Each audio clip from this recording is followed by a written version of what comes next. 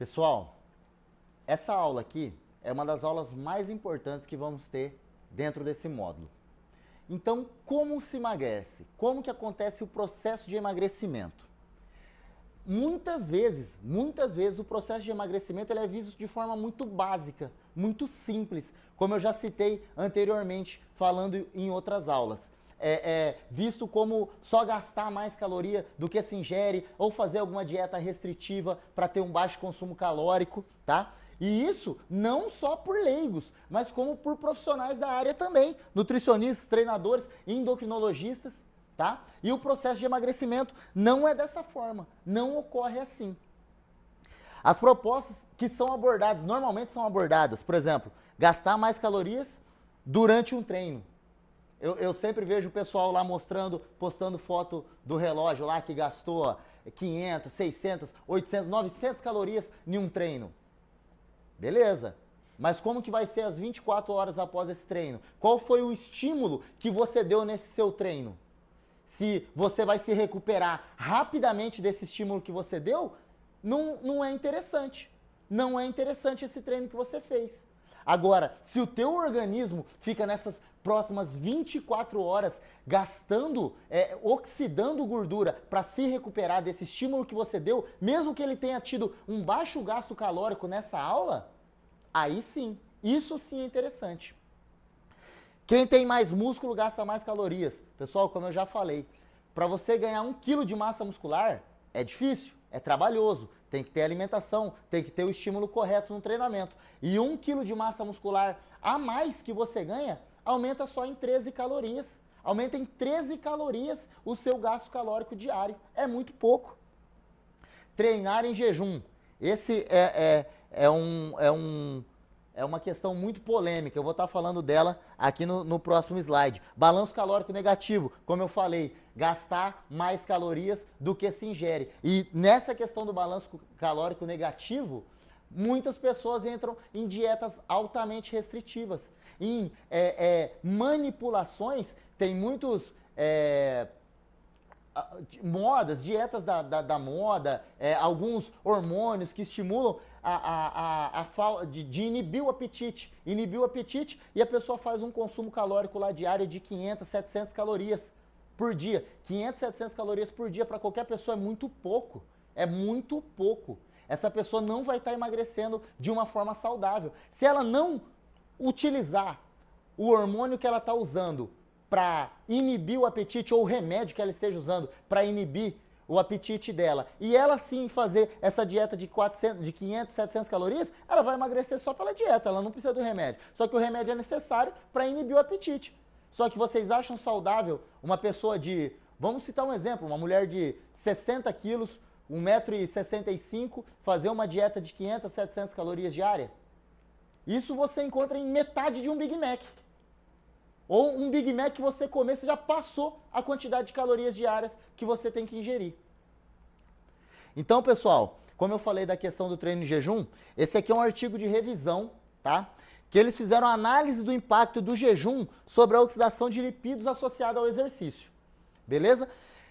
E olha só, um estudo feito por Paoli em 2011, ele verificou a diferença do metabolismo das gorduras numa atividade no aeróbico moderado, tá? 36 minutos a 65% da frequência cardíaca máxima, que na verdade essa zona aqui seria a zona Fat Max, que eles falam que é a zona de queima de gordura, pela manhã, em indivíduos alimentados e indivíduos em jejum.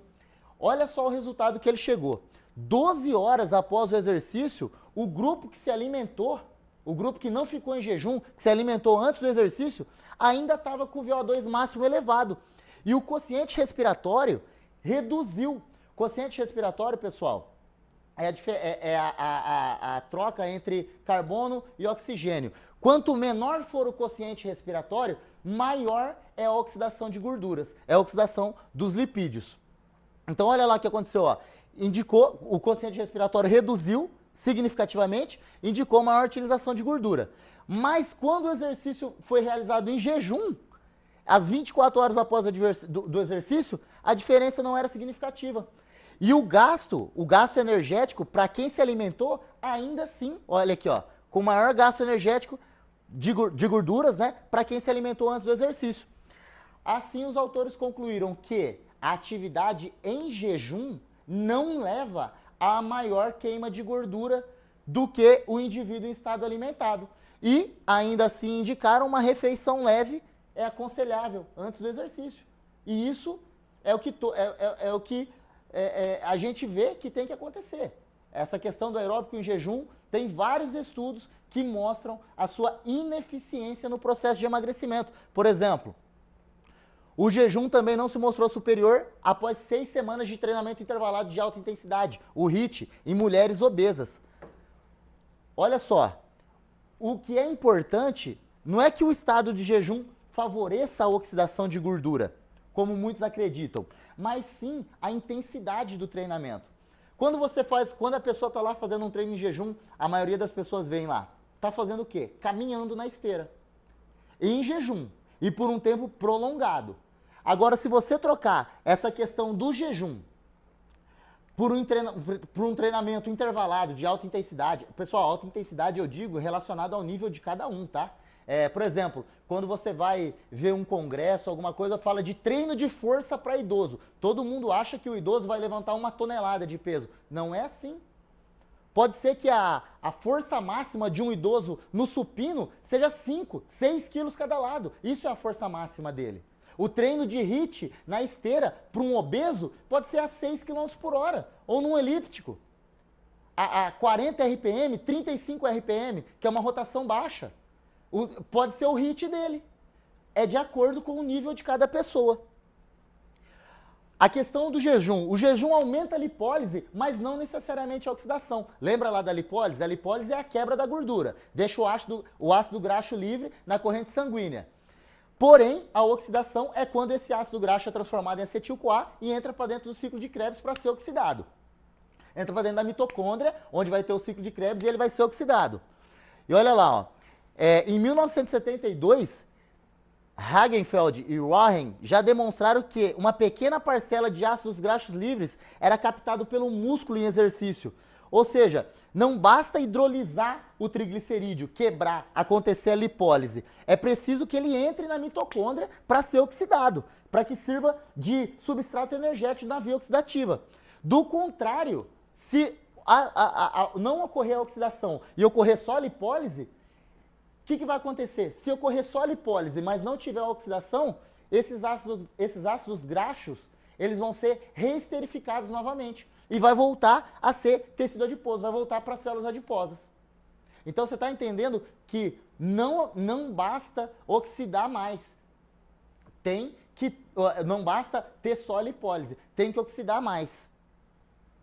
Então a gente pode concluir que a prática do aeróbio jejum, ela não tem apoio em artigos científicos, ela não tem fundamento em pesquisas científicas, né?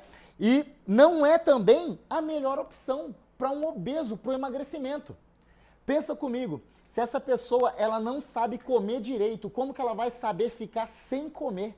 Como que ela vai saber fazer atividade sem comer? Não justifica, não é a melhor alternativa para esse seu aluno, para esse seu paciente obeso.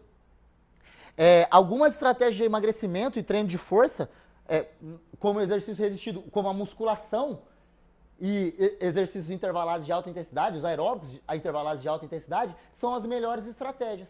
São as melhores estratégias hoje que a gente vai buscar para aumentar, elevar a taxa metabólica de repouso e manter essa oxidação de gorduras nas 24 horas após o seu treinamento, após o término do seu treinamento.